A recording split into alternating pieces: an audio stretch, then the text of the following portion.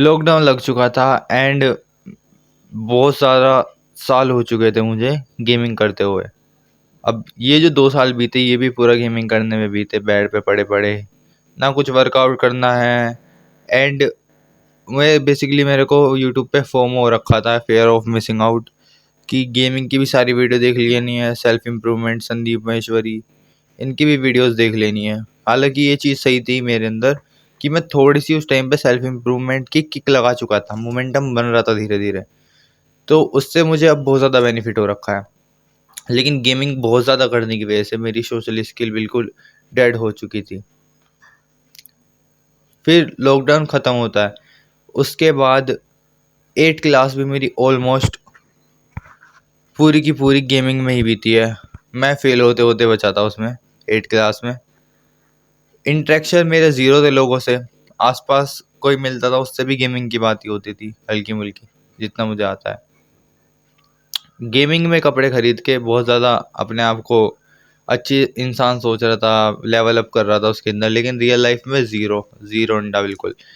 तो ये बात होती है कि गेमिंग आपकी लाइफ को डिस्ट्रॉय ही करेगी अगर आप ज़्यादा लिमिट में खेल लो उसे, तो डिस्ट्रॉय ही करेगी।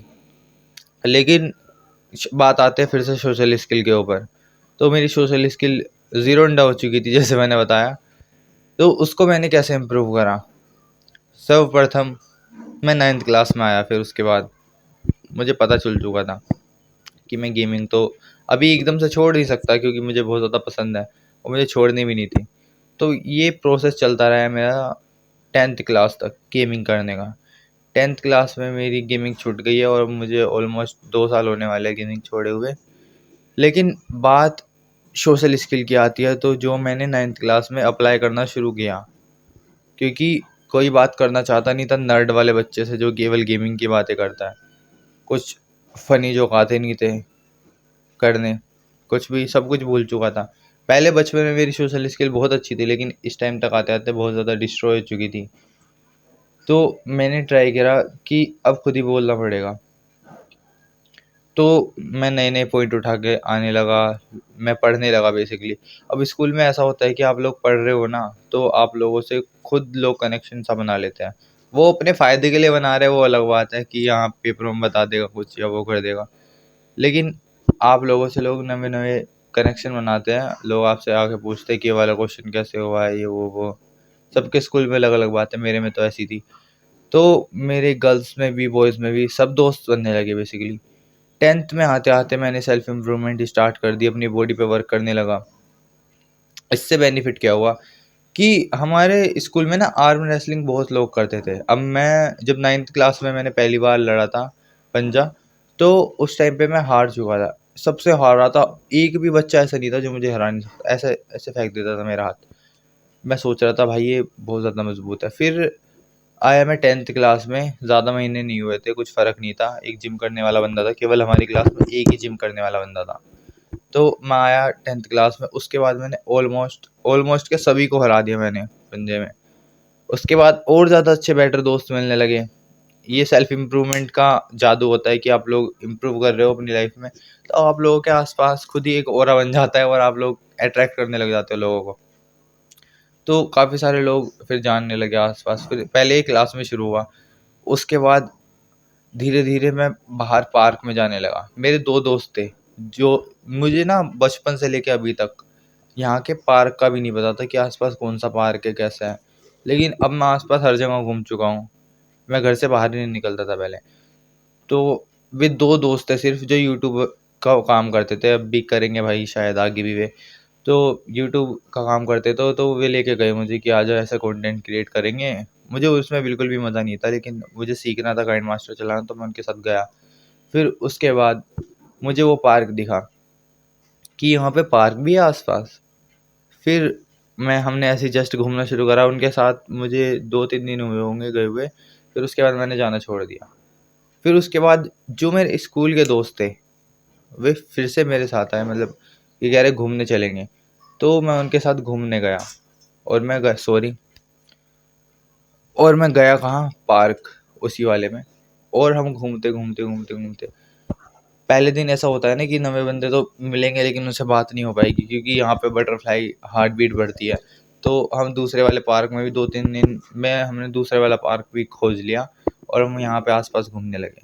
लेकिन इस वाले पार्क में ऐसा होने लगा कि मुझे आर्म रेसलिंग आती थी, तो जहाँ पे भी उस टाइम पे यहाँ पे क्रेज चला था आर्म रेसलिंग का, थोड़ा सा ऑनलाइन भी बहुत ज़्यादा हो चुका था।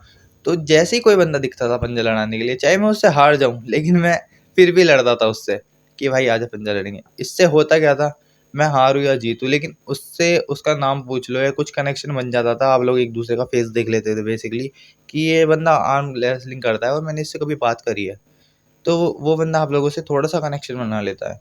अब मैंने और ज़्यादा जादू लगाने लगा। एक बंदा कैलिस्टेनिक करता था पार्क में, मैंने उससे जाके हाथ मिलाया। उस टाइम पे मेरे दोस्त बहुत दूर थे, वे कह रहे थे क्या कर रहा है पागलपंती, लेकिन मैंने उससे हाथ मिलाया जाके और उसको उनको अपना फ्रेंड बना लिया बेसिकली। और उनसे क्या हुआ कि जो भी उनके आसपास थे फिर मैं उनके पास जाता, फिर उनसे हाथ मिलाता आसपास से, तो ऐसे करके मेरा बहुत ज़्यादा दोस्त बन चुके हैं इस टाइम पे पार्क में। और अब मैं जिम में भी जाता हूँ ना, आप लोगों को जिम की स्टोरी मैं बाद में बताऊंगा कभी किसी और वीडियो में, लेकिन यहाँ पे ही बहुत सारे फ्रेंड बन चुके हैं मेरे। अब आप लोगों को ये ट्रिक अप्लाई कैसे करनी है, अब काम की बात पे आते हैं। अगर आप लोगों को कोई भी चीज़ आती है, थोड़ी बहुत भी करनी, किसी की हेल्प कर सकते हो, कुछ भी कर सकते हो, तो किसी की लाइफ में इन्वॉल्व होना है कैसे भी करके। उसके बाद जैसे आप लोग इन्वॉल्व हो गए, फिर उसके बाद फ्रेंडशिप को आगे बढ़ानी है कुछ भी करके, कि फ्रेंडशिप कर लो या बातचीत, नाम जान लो बंदे का। फिर वो जहाँ बैठता है उसके आसपास जाके बात करो उससे, जैसी भी बात करनी है कि भाई क्या खाते हो, क्या पीते हो, कहाँ रहते हो, ये पूछ लिया। उसके बाद आप लोग एक दूसरे से कनेक्शन बिल्ड कर चुके हो और आप लोगों को रोज़ हैंडशेक करना है वहीं पे जाके। अब उसके जो दोस्त होंगे फिर आप लोगों के वे भी दोस्त बन जाएंगे, अगर आपको थोड़ी सी भी सोशल स्किल आती होगी, अगर आपके अंदर थोड़ी सी भी इंसानियत होगी, तो आप लोग ऑटोमेटिकली एक लूप में फंस जाओगे जहाँ बात करते रहते हैं, बात करते रहते हैं, बात करते रहते हैं। बस यही करना है, इतना सा पार्ट है। और आप लोगों को किसी नॉन जो जिसको जानते नहीं हो उस बंदे से हैंडशेक करना है, तो आप लोगों को बेसिकली क्या करना है, आप लोगों को 2-3 उस लोकेशन पे जाना है जहाँ पे वो जा रहा है। अब एकदम से जाओगे तो वो ऑकवर्ड हो जाएगा, क्योंकि आपको इतनी ज़्यादा अच्छी सोशल स्किल है नहीं कि आप डायरेक्ट जाके हाथ मिला लोगे। तो आप लोगों को 1-2 दिन वहाँ जाना है, उससे आई कॉन्टैक्ट करना है, फिर उसके बाद किसी न किसी दिन जैसे वो आपके पास आ रहा है या आप उसके पास जा रहे हो, तो जैसे उसका कुछ सामान गिर गया उसको उठा देना है या कुछ भी कर देना है, या फिर आप लोगों को डायरेक्ट भी चले जाना है। उसके बाद आप लोगों को हल्की सी स्माइल पास ऑन करनी है और उसके तरफ हाथ बढ़ा देना है बेसिकली कि हेलो ब्रो कैसे हो। अब लड़का है तो कोई कुछ नहीं बोलेगा कि हाँ भाई अच्छा हूँ ऐसे करके, चाहे वो तुम्हें जानता भी ना हो। अब कुछ बंदे होते हैं ना कि हमें हाथ नहीं मिलाते, या तुम्हें बहुत नर्ड तरीके से ऐसे कौन है ऐसे ऐसे करके देखेंगे, तो उनको आप लोगों को इग्नोर करना है, क्योंकि रिजेक्शन इस लाइफ का पार्ट है, आप लोगों को पता है। ज़्यादा बकचोदी नहीं करते, तो आप लोगों को पता है।